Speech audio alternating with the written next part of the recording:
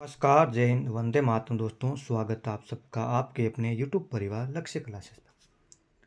पशु परिचय 2024 के लिए पार्ट बी की आज क्लास शुरू कर रहे हैं। पशुपालन संबंधित टॉप MCQs होगी क्वेश्चन हमारे कि आइए क्लास शुरू करते हैं। क्लास शुरू करने से पहले क्लास को लाइक और शेयर कर दें। हमारी हर क्लास की एक थीम होगी, हम इस थीम के साथ चलेंगे कि एक कदम सफलता की ओर, एक कदम सफलता की ओर। ये हमारी हर क्लास की थीम होगी, ठीक है। तो आइए आज की क्लास शुरू करते हैं। क्लास शुरू करने से पहले क्लास को लाइक और शेयर करें और अपने दोस्तों तक क्लास को ज़रूर शेयर करें। तो आइए, पहला प्रश्न आपके सामने ये रहा। ये क्लास हमने कल परसों लाइव करी थी, वो लाइव बीच में अटक रही थी, इसलिए आज क्लास वापस रिकॉर्डेड डाल रहा हूँ आपके सामने। तो आपकी स्क्रीन पर पहला प्रश्न ये रहा कि भारतीय गाय में प्रथम बार प्रजनन की आयु होती है। भारतीय गाय में प्रथम बार प्रजनन की आयु होती है 36 से 40 माह या 22 माह, 35 से 37 माह या 30 माह। तो एक नंबर प्रश्न का क्या होगा आपका उत्तर कि भारतीय गाय में प्रथम बार प्रजनन की जो आयु होती है वो कितनी होती है? ये होती है आपके 36 से 40 माह। कितनी होती है आपके? 36 से 40 माह के बीच में होती है, ठीक है। ईयरली पूछ ले तो आप कितने हो गए?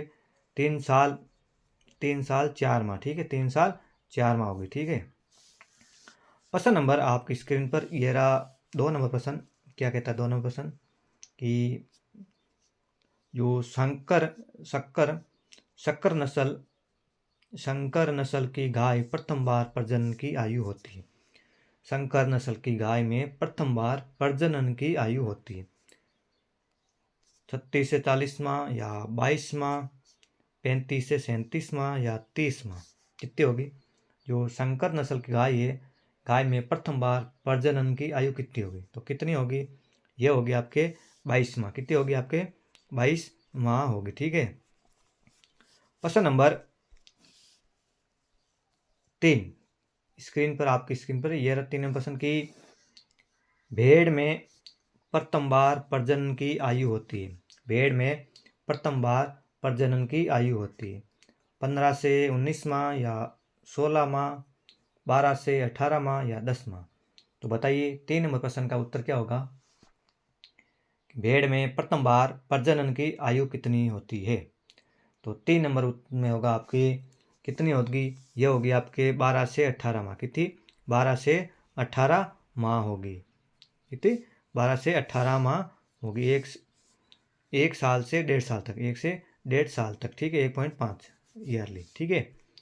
प्रश्न नंबर 4 नंबर प्रश्न आपकी स्क्रीन पर यह रहा कि नर जनन तंत्र का प्राथमिक अंग होता है। नर जनन तंत्र का प्राथमिक अंग होता है शुक्रवाहिनी, शीर्षन मुंड या अधिवर्षण या वर्षण। 4 नंबर प्रश्न का उत्तर दीजिए कि नर जनन तंत्र का प्राथमिक अंग कौन सा होता है? शुक्रवाहिनी होता है या शीर्षन मुंड होता है या अधिक वर्षण होता है या वर्षण होता है? तो नर जो जनन तंत्र का प्राथमिक अंग कौन सा होगा? यह होगा आपके वर्षण। कौन सा होगा? यह होगा आपके वर्षण होगा। क्या होगा? वर्षण होगा, ठीक है। उत्तर नंबर डी होगा आपका, ठीक है। प्रश्न नंबर 5 क्लास को लाइक और शेयर जरूर करें, अच्छी लगे तो एक बार। ये रहा आपके 5 नंबर प्रश्न की मादा जनन तंत्र का प्राथमिक अंग है। मादा जनन तंत्र का प्राथमिक अंग है अंडाशय, ओसरीज या डिम ग्रंथियां या सभी। बता दीजिए मादा जनन तंत्र का प्राथमिक अंग कौन सा है? अंडाशय, ओसरीज या डिम ग्रंथियां या सभी। तो कौन से होंगे? तो मादा जनन तंत्र के प्राथमिक अंग कौन से होंगे? ये आपके अंडाशय भी होगा, ओसरीज भी होगा या डिम ग्रंथियां भी होगा। कौन सा होगा? आपके सभी होंगे। कितने? कौन से? सभी होंगे, ठीक है। प्रश्न नंबर इस 5 का डी होगा, ठीक है। अगला प्रश्न नंबर 6 आपकी स्क्रीन पर ये रहा। 6 नंबर प्रश्न आपकी स्क्रीन पर ये रहा कि मादा जनन तंत्र में एस्ट्रोजन, प्रोजेस्टेरोन, नामक हार्मोन का निर्माण होता है। मादा जनन तंत्र में एस्ट्रोजन में प्रोजेस्टेरोन नामक हार्मोन का निर्माण होता है। अंडाशय में, योनि में या गर्भाशय में या डी सभी में। तो 6 नंबर प्रश्न का क्या उत्तर होगा, आप आंसर दीजिए। क्लास अच्छी लगे तो लाइक और शेयर करें, चैनल पर पहली बार आए तो सब्सक्राइब जरूर करते रहें, ठीक है। तो मादा जनन तंत्र में एस्ट्रोजन में प्रोजेस्टेरोन नामक हार्मोन का निर्माण किसमें होता है, अंडाशय, योनि, गर्भाशय या सभी। तो 6 नंबर में क्या होगा, ये होगा आपके अंडाशय। किसमें होगा, ये होता है आपके अंडाशय में। किसमें, अंडाशय में होता है, ठीक है, अंडाशय में होगा, ए होगा राइट इसका, ठीक है। प्रश्न नंबर आपकी स्क्रीन पर 7 नंबर प्रश्न, ये रहा, उत्तर दीजिए 7 नंबर प्रश्न कि गाय में शुक्राणु और अंडे का मिलन या निषेचन किस में होता है। गाय में शुक्राणु और अंडे का मिलन या निषेचन किस में होता है, गर्भाशय में, पुटन नलिका में या अंडवाहिनी में या योनि में। जो भी क्लास में जुड़ गए वो क्लास के साथ साथ उत्तर जरूर देते रहें, ठीक है। गर्भाशय में या पुटन नलिका में या अंडवाहिनी में या योनि में। तो बता दीजिए 7 नंबर प्रश्न का क्या उत्तर होगा। तो मैं बता दूं कि गाय में शुक्राणु और अंडे का मिलन निषेचन किसमें होता है, ये होता है आपके पुटन नलिका में होगा। किसमें, पुटन नलिका में होगा, ठीक है। अगला प्रश्न नंबर आपकी स्क्रीन पर ये रहा 8 नंबर की प्राकृतिक प्रजनन द्वारा एक वर्ष में एक सांड द्वारा कितनी गाय गर्भित को कर सकता है। प्राकृतिक प्रजनन द्वारा एक वर्ष में एक सांड द्वारा कितनी गायों को गर्भित कर सकता है। 15 से 200, 50 से 70 या 200 से 300 या 60 से 100। तो 8 नंबर प्रश्न में क्या होगा कि एक वर्ष में एक सांड द्वारा प्राकृतिक प्रजनन द्वारा लगभग 60 से 100 गायों को गर्भित कर सकता है। 60 से 100 गायों को गर्भित कर सकता है, डी होगा उत्तर होगा, ठीक है। प्रश्न नंबर 9 नंबर प्रश्न है कि एक वैक्स सांड कृत्रिम गर्भाधान द्वारा कितनी गायों को गर्भित कर सकता है। एक वैक्स सांड कृत्रिम गर्भाधान द्वारा कितनी गाय को गर्भित कर सकता है, 1000 को, 900 को, 500 को या 600 को। तो 9 नंबर प्रश्न का उत्तर क्या होगा, तो आपके 9 नंबर प्रश्न का उत्तर होगा 1000 गायों को गर्भित कर सकता है। कितने को, 1000 गायों को गर्भित कर सकता है एक कृत्रिम गर्भाधान सांड के, ठीक है। ए राइट होगा आपका, क्या होगा, ए राइट होगा, ठीक है। नेक्स्ट प्रश्न नंबर आपकी स्क्रीन पर ये रहा 10 नंबर प्रश्न। 10 नंबर प्रश्न है कि गाय व भैंस कृत्रिम गर्भाधान में गर्भित करने में कौन सी विधि का उपयोग करते हैं। गाय व एवं भैंस में कृत्रिम गर्भाधान में गर्भित करने में कौन सी विधि का उपयोग करते हैं। वेजोइनल या लेक्टोवेजेनाइल या रेक्टोवेजेनाइल या टेंटोवेजेनाइल, कौन सा होगा, 10 नंबर में बता दीजिए। गाय और भैंस की कृत्रिम गर्भाधान के लिए गर्भित करने के लिए कौन सी विधि का प्रयोग करते हैं या उपयोग करते हैं। तो बताइए कौन सी विधि का उपयोग करते हैं। वेजोइनल का होगा या लेक्टोवेजेनाइल का होगा या रेक्टोवेजेनाइल का होगा या टेंटोवेजेनाइल का होगा। तो कौन सा होगा, 10 नंबर में यह होगा आपके रेक्टोवेजेनाइल का विधि का उपयोग किया जाता है। किसको, रेक्टोवेजेनाइल विधि का उपयोग करते हैं, ठीक है। प्रश्न नंबर 11 है आपकी स्क्रीन पर, ये रहा 11 नंबर प्रश्न है आपकी स्क्रीन पर कि कृत्रिम गर्भाधान में भेड़ व बकरी के यंत्र काम में लेते हैं। जो कृत्रिम गर्भाधान में भेड़ व बकरी में कौन सा यंत्र काम में लेते हैं, कौन सा यंत्र काम में लेते हैं। बेंजोनेशनल स्कुलम या रेक्टम पाल्पेशन या कैनालाइसियोनी या वेजनाइल, कौन सा यूज लेते हैं। कृत्रिम गर्भाधान में भेड़ व बकरी में कौन सा यंत्र काम में लेते हैं। बेंजोसेनल स्कुलम या रेक्टम पाल्पेशन या कैनालाइसियोनी या वेजनाइल। तो कौन सा लेते हैं 11 नंबर प्रश्न में, तो ये लेंगे आपके वेंजोनेशनल स्कुलम। कौन सा, वेंजोनेलम स्कुप लेंगे, प्रयोग में लेते हैं। ठीक है, प्रश्न नंबर आपके 12 नंबर ये रहा कि गाय के जननांग का शुक्राणु का विकास की अवधि होती है। गाय में जननांग में शुक्राणु की विकास की अवधि होती है 12 घंटे की, 9 घंटे की, 6 घंटे की या 2 घंटे की। तो कितने का होगी? 12 नंबर प्रश्न उत्तर दीजिए कि ये गाय में जननांग की शुक्राणु की विकास की अवधि क्या होती है? 12 घंटा, 6 घंटा, 9 घंटा या 2 घंटा। तो कितनी होगी? ये होगी आपके 6 घंटे की। कितनी? 6 घंटे की होती। ठीक है, 6 घंटे होती है। 12 नंबर सी। ठीक है, प्रश्न नंबर ये रहा 13 कि गाय को बयाने के कितने दिनों के भीतर गर्भाधान कर लेना चाहिए? कि गाय को बयाने के कितने दिनों बाद गर्भाधान कर लेना चाहिए? 40 से 45 दिन, 60 से 50 से 60 दिन, 2 से 3 माह या 100 से 110 दिन। तो बता दीजिए कितनी होगी? 13 नंबर प्रश्न का उत्तर दीजिए कि गाय को ब्याने के कितने दिन बाद गर्भाधान कर लेना चाहिए। तो कितना होगा आपके, बताइए। तो 13 नंबर प्रश्न का उत्तर क्या होगा आपके? 13 नंबर प्रश्न का उत्तर होगा 2 से 3 माह। 2 से 3 माह के अंदर गाय को गर्भाधान कर लेना चाहिए। ठीक है, सी राइट होगा आपका। प्रश्न नंबर 14 नंबर प्रश्न का उत्तर दीजिए आप कि मादा पशु में गर्भ ठहरने की संभावना की पुष्टि गर्दन के कितने दिन बाद करनी चाहिए? मादा पशु में गर्भ ठहरने की संभावना की पुष्टि गर्दन के कितने दिन बाद करनी चाहिए? 60 दिन बाद में, 30 दिन बाद में, 90 दिन बाद में या 45 दिन बाद में। तो 14 नंबर प्रश्न का उत्तर क्या होगा कि मादा पशु में गर्भ ठहरने की संभावना की पुष्टि गर्दन कितने दिन बाद में करनी चाहिए? तो ये आपके करनी चाहिए 60 दिन बाद में। कितने दिन बाद में? 60 दिन बाद में पुष्टि करनी चाहिए। ठीक है, 60 दिन बाद में। ये राइट होगा आपका प्रश्न नंबर 14 का उत्तर। ठीक है, अगला प्रश्न नंबर आपकी स्क्रीन पर यह रहा कि मादा पशु में गर्भ ठहरने की संभावना की पुष्टि किस विधि से की जाती है?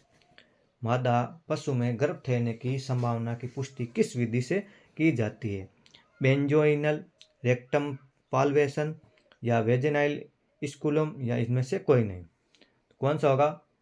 15 नंबर प्रश्न का उत्तर दीजिए कि मादा पशु को गर्भ ठहरने की संभावना पुष्टि करने की कौन सी विधि में प्रयोग किया जाता है? तो कौन सा होगा आपके? बेंजोइनल होगा या रेक्टम पाल्वेशन होगा या वेजिनाइल स्कूलम होगा या इनमें से कोई नहीं। तो कौन सा होगा? तो यह होगा आपके कौन सी विधि का प्रयोग किया जाता है? ये किया जाता है आपके रेक्टम पाल्वेशन की विधि का प्रयोग किया जाता है। कौन सी? रेक्टम पाल्वेशन की विधि का उपयोग किया जाता है। अगला प्रश्न नंबर आपकी स्क्रीन पर यह रहा कि 16 नंबर प्रश्न नर हार्मोन है। एस्ट्रोजन होता है या प्रोजेस्टेरोन होता है या अंडाशय होता है? इनमें से या सभी कौन सा होता है? नर हार्मोन में कौन सा होते हैं? एस्ट्रोजन, प्रोजेस्टेरोन या अंडाशय या सभी? तो कौन सा होगा? 16 नंबर प्रश्न का आप उत्तर दीजिए।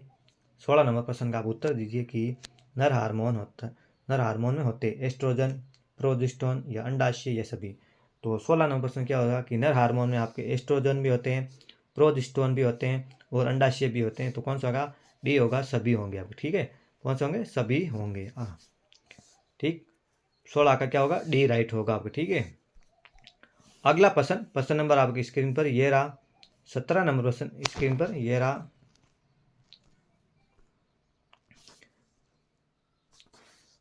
17 नंबर प्रश्न की उत्तर दीजिए कि बिनोला की खली में कौन सा टॉक्सिन होता है?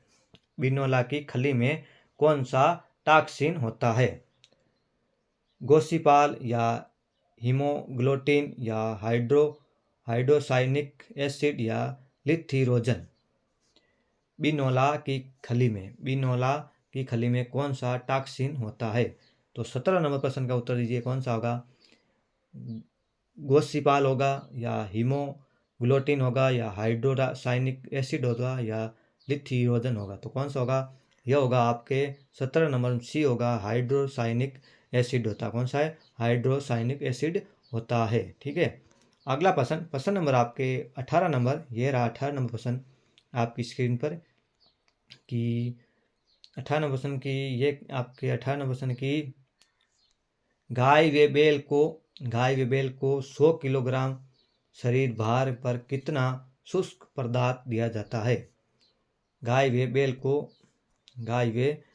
को 100 किलोग्राम शरीर पर कितना शुष्क पदार्थ दिया जाता है।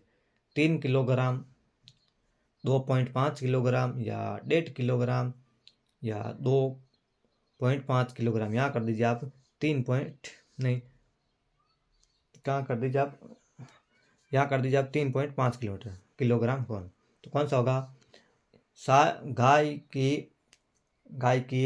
गाय व बैल को 100 किलोग्राम शरीर भार में कितना शुष्क पदार्थ दिया जाता है। ये दिया जाता है आपके 2.5 किलोग्राम दिया जाता है। कितना, 2.5 किलोग्राम दिया जाता है। ठीक है, डी राइट होगा आपका इसका। अगला प्रश्न नंबर आपकी स्क्रीन पर ये रहा 19 नंबर कि भैंस को 100 किलोग्राम के शरीर भार पर कितना शुष्क पदार्थ दिया जाता है। भैंस को 100 किलोग्राम के शरीर भार पर कितना शुष्क पदार्थ दिया जाता है। 2.5 किलोग्राम, 3 किलोग्राम, 4 किलोग्राम या 2 किलोग्राम। तो कितना होगा। 19 नंबर प्रश्न का उत्तर दीजिए आप कि भैंस को जो 100 किलोग्राम की शरीर का भार है उसको शुष्क पदार्थ कितना किलोग्राम देंगे आप, तो कितना देंगे। 2.5, 3, 4 या 2। तो 19 नंबर प्रश्न का उत्तर दीजिए, तो कितना देंगे आपको। ये देंगे 3 किलोग्राम देंगे। कितना, 3 kg देंगे। ठीक है। प्रश्न नंबर 20 नंबर प्रश्न आपकी स्क्रीन पर यह रहा कि जीवित रहने के लिए गाय, भैंस, सांड को कितना दाना दिया जाता है। ठीक है, जीवित रहने के लिए गाय, भैंस, सांड को कितना दाना दिया जाता है। कितना दाना दिया जाता है। 2 से 3 किलोग्राम, 1.5 से 2 किलोग्राम या 1 किलोग्राम या 4.5 किलोग्राम। तो जीवित रहने के लिए गाय, सांड और भैंस को कितना दाना देना चाहिए। तो 20 नंबर प्रश्न का उत्तर दीजिए। तो आप कितना होगा, ये होगा आपका 1.5 से 2 किलोग्राम से 1.5 से 2 किलोग्राम के बीच दाना देना चाहिए। ठीक है। आज का लास्ट प्रश्न 21 नंबर प्रश्न आपकी स्क्रीन पर यह रहा कि दूध उत्पादन के लिए 3 लीटर गाय दूध उत्पादन के लिए 3 लीटर गाय दूध पर कितना दाना देना चाहिए। दूध उत्पादन के लिए 3 लीटर गाय दूध पर कितना दाना देना चाहिए। 1 किलोग्राम, 5 किलोग्राम या 3 किलोग्राम या 4 किलोग्राम। तो उत्तर दीजिए। दूध उत्पादन के लिए 3 लीटर गाय के दूध पर कितना दाना चाहिए। यह देना चाहिए आपको 1 किलोग्राम। कितना, 1 किलोग्राम दाना देना चाहिए है। तो ये थी आज की 21 प्रश्नों की सीरीज। क्लास कैसी लगी, अच्छी लगी तो लाइक करें, क्या करें, लाइक करें और शेयर ज़रूर करें। क्लास को लाइक और शेयर करें। चैनल पर पहली बार आएँ तो सब्सक्राइब ज़रूर करें। शाम को मिलेंगे राजस्थान के प्रमुख मेले, कला, संस्कृति की टॉप 50 या 60 क्वेश्चन करेंगे। तो क्लास के साथ जुड़ना ना भूलें। जय हिंद। मस्त रहिए, पढ़ते रहिए। क्या है ना, आज क्लास थोड़ी 4 बजे की हुई नहीं, तो क्लास आपकी अभी 6 बजे आपकी क्लास होगी आज की। ठीक है। तो आइए क्लास को लाइक और शेयर करते रहिए। जय हिंद। फिर मिलेंगे शाम को, तब तक पढ़ते रहिए, मस्त रहिए।